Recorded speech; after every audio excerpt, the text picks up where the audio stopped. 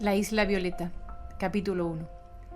Buenos días a todas, exclamó Aurora al entrar a la sala, donde sus compañeras ya sentadas esperaban para comenzar la reunión. La mañana pintaba mal. Una impresionante nube negra tapaba todo el cielo presagiando una gran tormenta. Esther encendió la estufa, mientras Camila permanecía inmóvil con la mirada perdida y el auricular del teléfono al oído, atenta a los mensajes recibidos en el contestador. Teresa y María también se hallaban sentadas a la espera de que comenzase la reunión. «Está bien», irrumpió Rosa, «¿quién falta?». Las mujeres se miraron entre ellas y confirmaron por su ausencia que faltaba Carmen. No era la puntualidad una de sus mayores virtudes, así que, conociéndola, decidieron empezar sin ella. El orden del día comenzaría como cada lunes por la organización de turnos. El trabajo en la casa era realmente absorbente y las mujeres planificaban el horario de manera ecuánime, para que todas pudieran disfrutar de tardes libres y fines de semana completos. La situación económica del centro en los primeros años fue simplemente llevadera, unida a esta circunstancia al panorama político y social que era realmente deprimente. El gobierno mal llevaba una profunda crisis económica de la que pretendía salir haciendo recortes a diestro y siniestro, ensañándose con maldad sobre el pueblo llano. Sectores como la sanidad, la educación o las ayudas sociales, que afectaban directamente al colectivo femenino, el más desfavorecido, sufrieron duramente el efecto de los recortes más devastadores y crueles de la historia del país desde que se había instalado la democracia. La falta de ayuda económica caminaba al compás de la pérdida de unos derechos sociales que había costado siglos alcanzar y que de un tijeretazo quedaron guillotinados, eliminados de la manera más despótica. Cada vez se incrementaba más el número de mujeres desamparadas con varios hijos a su cargo, que se encontraban en la calle sin nada que llevarse a la boca, ni ellas ni sus hijos. La subvención anual del Estado era tan ridícula que no daba ni para pagar las mensualidades de luz y agua que subían cada mes de manera constante. Subidas de impuesto impresionantes hacían crecer la indignación de una población indefensa, indignada, que veía sus derechos vulnerados y pisoteados. Facturas incomprensibles, enmarañadas, difíciles de entender por la gran mayoría, construidas adrede para aburrir al ciudadano que, cansado de leer una y otra vez, abandonaba la misiva sintiéndose poco menos que un bobo, enrollado entre montones de palabras unidas entre sí, sin coherencia ni cohesión, organizadas para liar y desalentar al lector hasta que cesaba en su empeño por reclamar algún posible error. Si una cosa estaba clara, era que todo iba en alza: los impuestos, el paro, la desesperación, la indignación del pueblo, los casos de corrupción de los políticos, el desempleo, la pobreza, la diferencia de clases. Sí, en verdad todo iba increciendo para los de arriba, enriqueciéndolos de manera espectacular, mientras a los de abajo la vida acababa arruinándoseles por completo. Un arrasador viento cargado de decepción arrojó con su brazo largo y potente semillas de frustración y represalia que heredarían firmemente las generaciones venideras y que por alguna extraña razón no terminaban de germinar. El desánimo general, sin embargo, no haría mella en ellas, que como amazonas enfrentaban las dificultades cada día, siempre dispuestas al pie del cañón, trabajando por lo que consideraban justo y digno, en esos momentos aún con más tesón y ahínco. Un día, la diosa Fortuna les sonrió. Fue el día aquel en que se encontraron con la herencia que una señora noble, de sentimientos que no de cuna, dejó al grupo de mujeres, legándoles entre otras cosas el viejo caserón donde asentarían la nueva casa. Ninguna de ellas la conoció personalmente, ni la vieron participar activamente en ningún acto o evento social, dada su elevada edad, pero sí sabían de sus actos de caridad y esa buena fama le precedía. Se decía que la anciana benefactora fue una hermosa joven, tan joven y hermosa era, que el señorito del cortijo donde trabajaba se encaprichó de ella hasta que la hizo suya. Se encontraba el terrateniente con pleno derecho a poseer a la inocente joven, como si fuera otra de sus muchas pertenencias. Así que noche sí, noche no, o cuando éste se sentía muy ardido, entraba en el aposento de la muchacha y descargaba sobre ella toda su pasión, pero también su rabia, pues le enloquecía ver la actitud indiferente y fría de la joven que ni siquiera lo miraba a los ojos, mientras él se deshacía de gusto explorando sus intimidades más recónditas. Y tras meses de repetir la misma operación, sucedió lo que tenía que suceder. Una vez en semana, la joven acompañaba a la señora Asunción al pueblo más cercano a realizar la compra. Fue allí donde comenzaron las habladurías y los cotilleos de comadre, observando que la joven se veía apagada, más pálida que de costumbre y hasta más flaca. A aquellas alturas del melodrama, doña Asunción, la viuda, dueña del cortijo y madre del señorito, ya estaba segura que para el mes de mayo nacería su primer nieto, su primer y único nieto. El vientre abultado de la joven habló por sí solo y entonces don Andrés supo que debía tomar una decisión. No era la primera chica a quien hacía una barriga y luego la echaba del cortijo sin miramientos, acusándola incluso de ser una fulana y no merecer vivir bajo su propio techo. Pero ella era diferente. Adelina era de origen humilde, tan humilde como la paja, tan pobre que ni apellidos tenía, pero era especial, era elegante, altiva, digna, y eso le volvía loco. Mientras ella más le despreciaba, él más se enardecía, y encadenado a sus propios sentimientos, el señorito habló con su madre y le anunció que estaba esperando un hijo, por lo que se casaría en breve con ella. Doña Asunción escuchaba en silencio a su hijo, su único hijo desde que su primogénito muriera.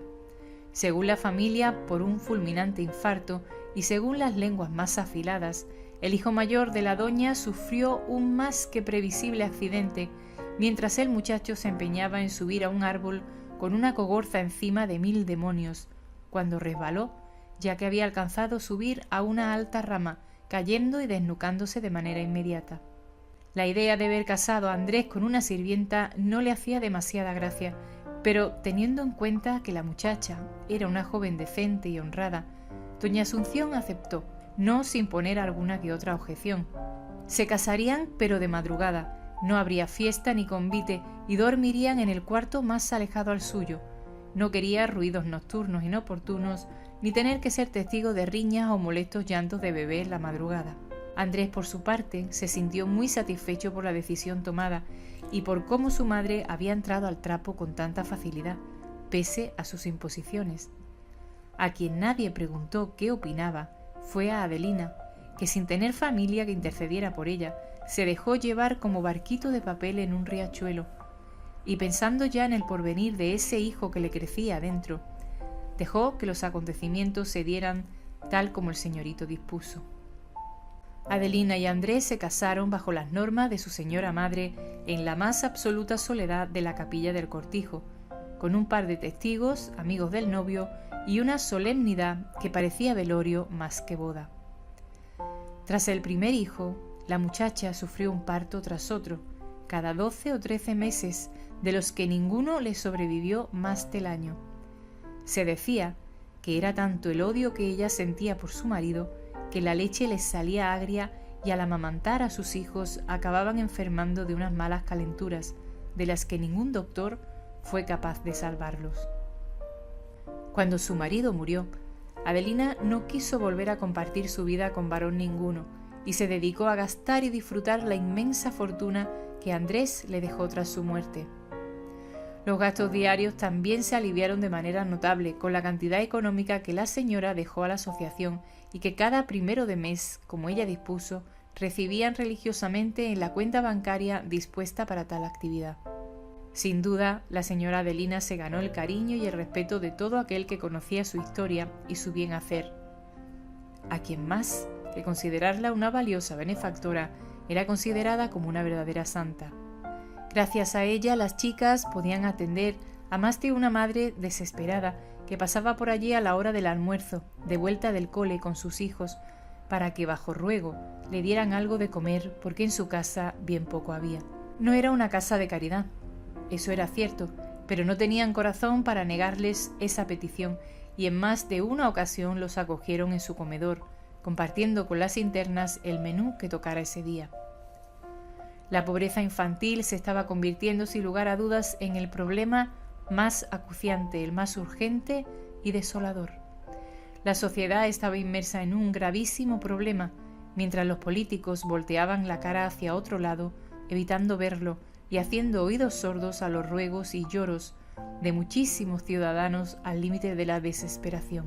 El círculo se cerraba sobre sí mismo sin salida previsible: paro, pobreza, marginación social, desaliento, depresión, más pobreza, suicidio.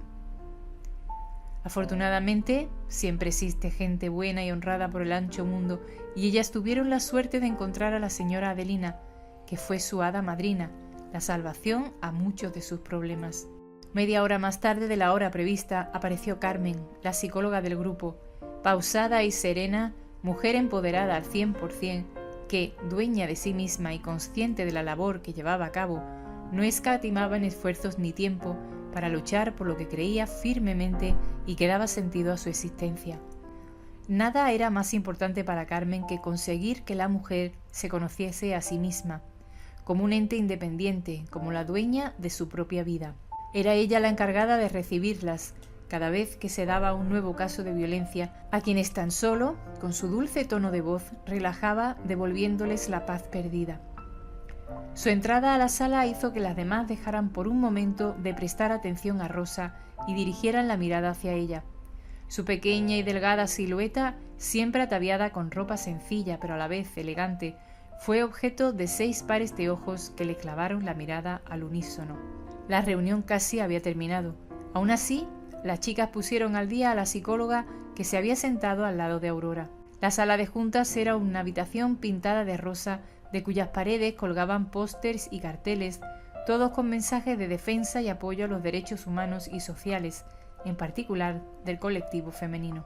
En una de las paredes colgaba un fino marco de madera que guarecía tras su cristal una imagen de Indira Gandhi, con su mirada enigmática y un humilde pañuelo cubriendo su abundante cabellera, al lado de la cual reposaban apenas una veintena de palabras que cierta vez pronunció. La fuerza no proviene de la capacidad física, sino de la voluntad indomable, y esa la tiene la mujer.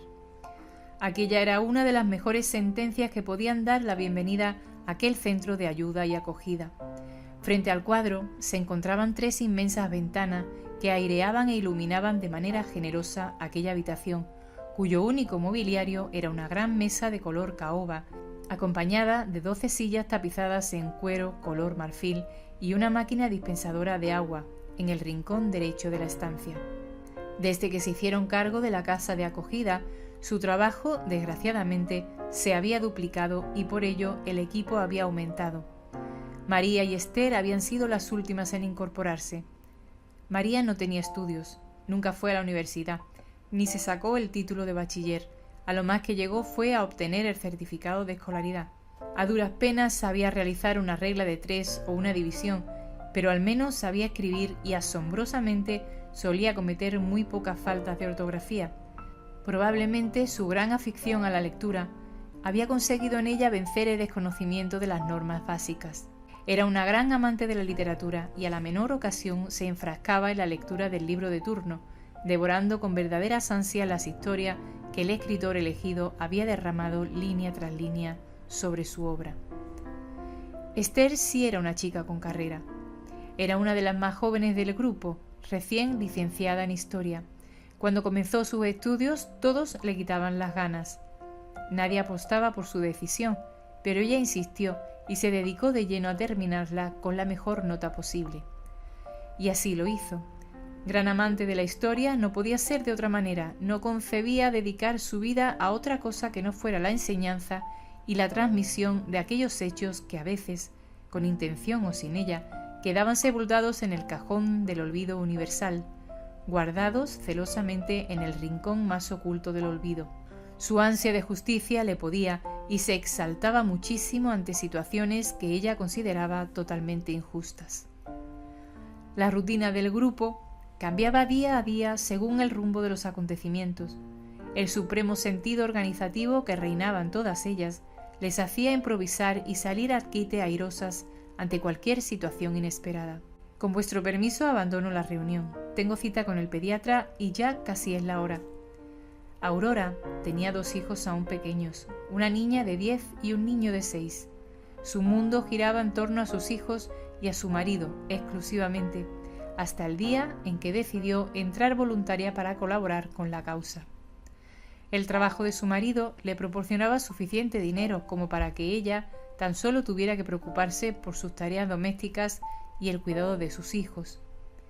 Su imagen de mujer segura y fuerte contrastaba con su verdadera esencia, que a solas se derrumbaba a menudo, estallando en unos llantos desconsolados a los que no conseguía darle una justificación válida. Rosa miró a Aurora con disgusto y se precipitó en decirle que todavía no habían terminado.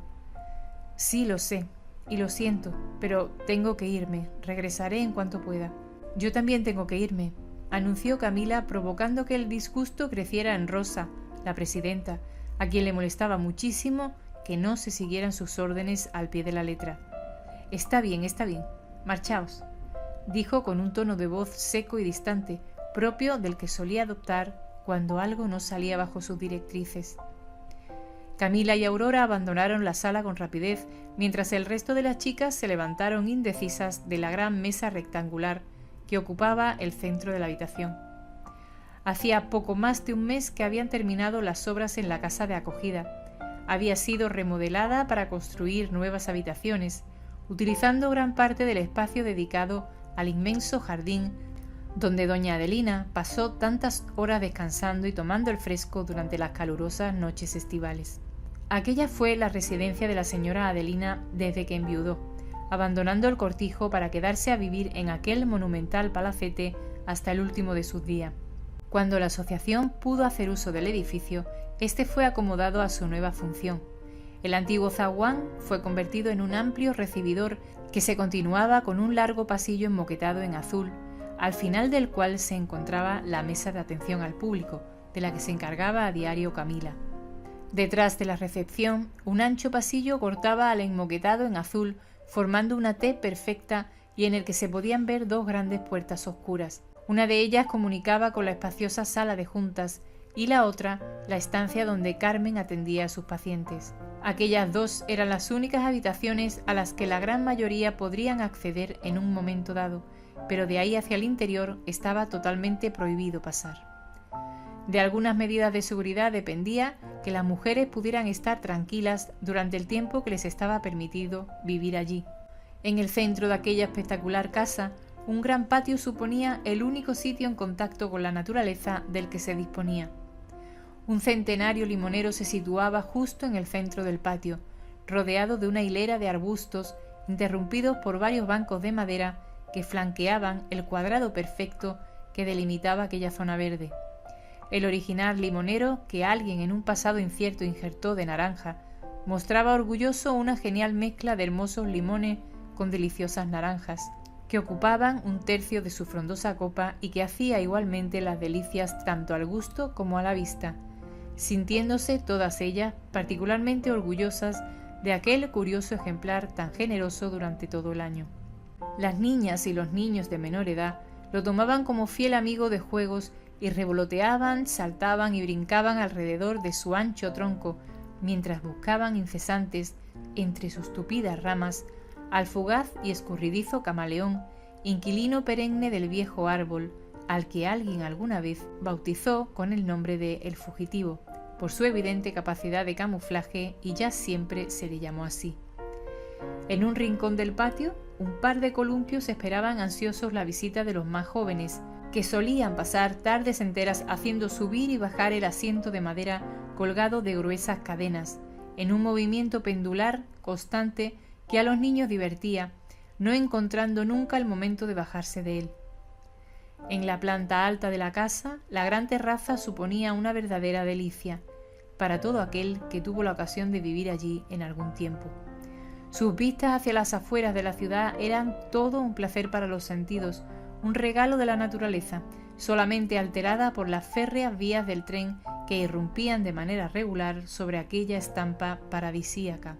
En días laborables, el tren pasaba cada 50 minutos, surgiendo del horizonte gradualmente hasta perderse tras un alto edificio que quedaba justo al lado derecho, en paralelo con la ubicación donde se encontraba la casa de acogida. En el de las 8 viajaba cada día Teresa. Teresa vivía sola con su marido. Nunca tuvieron hijos y solo un perrito, Tao, sin pedigrí ni raza definida, acompañaba las insulsas horas que el matrimonio compartía. De joven la mujer había sido muy guapa, pero tanto sufrimiento acabó por robarle la belleza y la lozanía, haciendo más estragos en ella que el mismo paso del tiempo. De una manera u otra, aquellas 7 mujeres habían llegado a confluir en la casa como corrientes de agua que se unen en un momento de sus vidas para tomar fuerza y encaminar sus pasos, su fluir, en una misma dirección. Todas ellas con sus pesadas mochilas cargadas de errores, culpas y penas, y todas ellas concienciadas en que la unión hace la fuerza, intentaban olvidar sus propias historias, trabajando codo con codo en ayudar al prójimo, situando el trabajo como principal objetivo de sus vidas. No había duda de que el colectivo al que iba destinada la ayuda que se ofrecía en la casa de acogida era principalmente a la población femenina, aunque esto no excluyese a los varones que la solicitasen, que visiblemente no solían ser víctimas frecuentes de violencia, sino el ejecutor de dicha acción. Y a veces, solo algunas veces, algún que otro varón pasó también por sus oficinas para informarse sobre algún tema en concreto, sin desvelar la verdadera intención que le había llevado hasta allí. No era lo normal. En todos los años que la organización llevaba creada, solo un par de varones pasaron por allí cuando ya el desánimo y la desesperación condujeron sus pasos hasta la casa, considerándola su única salida. Ellas los atendían como otro caso más de violencia, de los que seguían ocurriendo día tras día, y ponían a su disposición todas las ayudas y beneficios que la organización podía ofrecer. Pero las cosas no siempre salían como ellas esperaban, aunque la entrega en cada caso era completa y nunca ningún obstáculo las hizo desistir de su objetivo, hasta obtener el mejor resultado para la víctima y su descendencia. Sin duda, el trago más amargo que tuvieron que sufrir fue el protagonizado por Francisco. Ninguna de ellas lo olvidaría. El joven inseguro y vacilante, aquel chico rubio de expresivos ojos marrones que llegó una mañana de invierno, tiritando como hoja zarandeada por el viento, sin poder distinguir si era el frío o el miedo el que agitaba su cuerpo, se plantó delante de Camila sin saber por dónde empezar. En sus ojos, una sombra indescifrable se asomaba con timidez, dejando presagiar la problemática vida que el joven debía llevar. A aquellas tempranas horas de la mañana, solo Aurora y Camila habían llegado. Camila, tras la mesa de recepción, lo miró fijamente esperando a que éste hablara. Se dio cuenta, sin embargo, que no sería él quien tomara la palabra y decidida se levantó de su silla. ¿En qué podemos atenderte?, se apresuró a preguntarle al tembloroso visitante mientras se acercaba a él y posaba la mano sobre su hombro. Camila lo sintió temblar y rápidamente hizo que se sentara al calor de la estufa en un acto maternal e intuitivo. «No sé cómo he llegado hasta aquí», logró balbucear el joven. «Necesito ayuda», dijo suavemente clavando sus vidriosos ojos sobre Camila. «Tranquilízate, aquí te ayudaremos, no lo dudes, cariño», le dijo dulcemente. «No te preocupes, toma un poco de agua. Nuestra psicóloga te atenderá en cuanto pueda». Existía un sistema de urgencias para casos en que se precisaba atención inmediata. Y Carmen trabajaba incluso algunos sábados y domingos. Al cabo de un cuarto de hora, la mayoría de las chicas habían llegado, incluida Carmen, quien aquella mañana llegó de las primeras.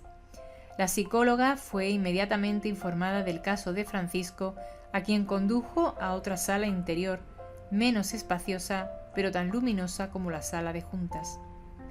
Las vistas desde la ventana eran maravillosas. Tan solo el espléndido paisaje que se podía apreciar desde allí relajaba y serenaba la mente más castigada. Carmen estuvo cerca de 2 horas escuchando al joven, tomando notas aquí y allá, deshilando poco a poco la enredada alma del muchacho, que se deshacía ante ella como un helado en pleno verano. La puerta de la consulta se abrió y la figura menuda y frágil del chico salió de allí, no sin antes dirigirle palabras de agradecimiento a la psicóloga y un efusivo apretón de manos. Habían quedado para la semana siguiente, a menos, claro, que al joven le surgiese alguna urgencia. Todas observaron al muchacho, mientras éste caminaba por el largo pasillo que daba a la puerta de salida. Un caluroso saludo fue intercambiado entre las chicas y el visitante, y después el muchacho se alejó, desapareciendo súbitamente como si la tierra se lo hubiese tragado. Se convirtió en rutina verlo cruzar aquel largo zaguán, ya que cada miércoles el joven acudía a la consulta con Carmen, a primera hora de la mañana. Así estuvo cerca de un mes, hasta que por fin un día anunció a la psicóloga que estaba preparado para dar el paso. No quería seguir viviendo con su mujer y así se lo haría saber. Llevaba casi un año con una grave depresión diagnosticada y pese a su agorafobia, había conseguido llegar hasta la sede de la organización venciendo sus propios límites, sus miedos más aferrados, un miedo tan atroz que lo mantenía atado a invisibles pero efectivos grilletes con cortas cadenas que limitaban todos sus movimientos, incluso aquellos involuntarios e inconscientes como el respirar. La noticia no fue bien aceptada por la mujer de Francisco, quien tras oírlo comenzó a darle golpes una y otra vez con saña, presa de un estado de elevado nerviosismo, recriminándole a pleno grito que ella lo había dejado todo por él y que no iba a permitir que la dejara sola. Y Francisco desapareció de repente.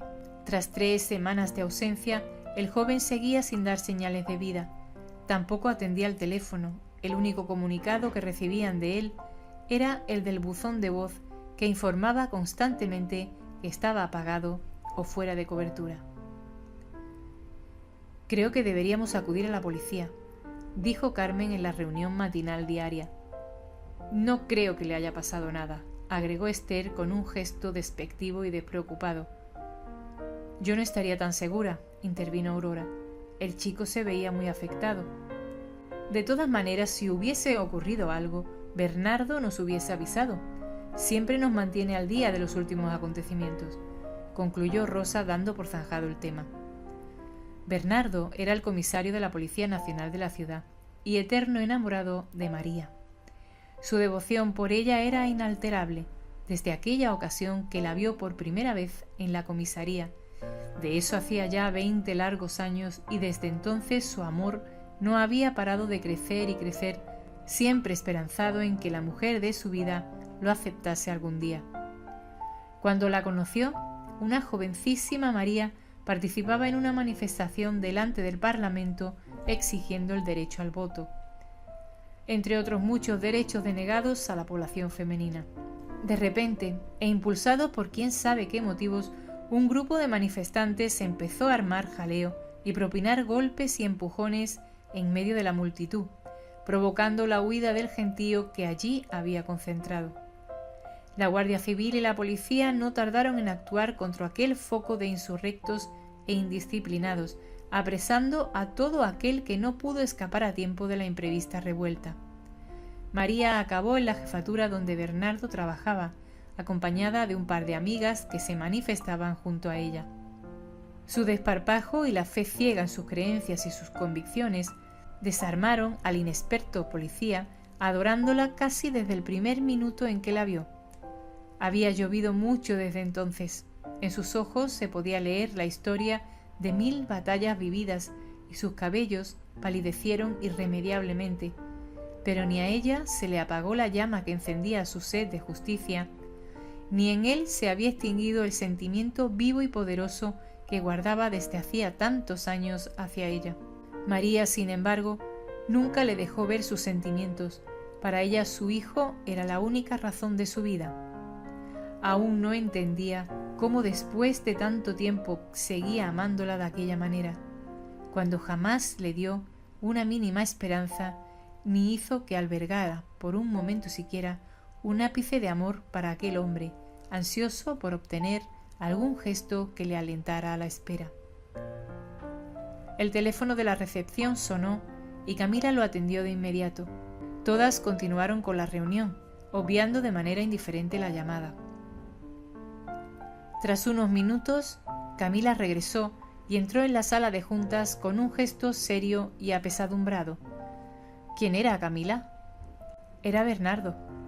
Francisco se ha suicidado, dijo con la emoción oprimiéndole la voz.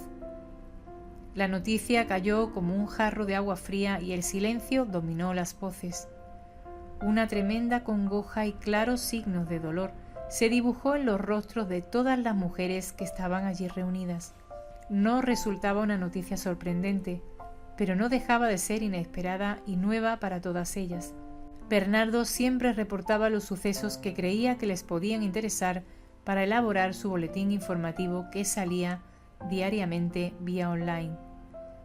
En todo lo que llevaban de trayectoria, era la primera vez que alguien se había suicidado. La tragedia las conmovió muchísimo a todas, incluso a Esther, que sintió como sus convicciones ideológicas sufrieron un brutal zarandeo, perdiendo estabilidad y arraigo en su fuero interno y debilitando la armadura que flanqueaba su despechado corazón. Según fuentes policiales, el joven vulnerable e indeciso, aquel de ojos oscuros y difícil lectura, había decidido poner fin a su trágica e insoportable vida. Lo encontraron tumbado en su cama en posición fetal, con la sonrisa en la cara y los ojos cerrados. Agarrada entre sus manos y estrechándola contra su pecho, se hallaba la foto de una guapa mujer, de cabellos rubios y gesto sonriente, de unos 30 años de edad. Entre sus brazos sostenía a un pequeño, que feliz la miraba embelesado, mientras su manita se enredaba en un mechón de aquella rubia melena.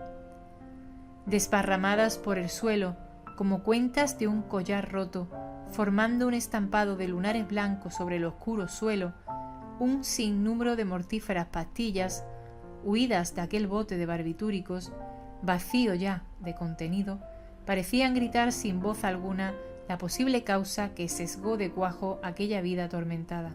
Una nota sobre la mesita de noche dirigida a Carmen capturaba las últimas palabras y los últimos pensamientos del finiquitado muchacho. La noticia fue recogida en la sección de sucesos del periódico digital que la organización dirigía. Francisco no podía considerarse víctima de violencia de género, ya que su mujer no atentó contra su vida, aunque sí le fue mermando poco a poco, minando su autoestima día a día, hasta hacerle llegar a aquel extremo. Fue la única víctima masculina frente a las 60 mujeres asesinadas en lo que iba de año, y el único que murió bajo su orden y mandato, verdugo obediente de su propia decisión, elaborada por una mente atormentada y frágil.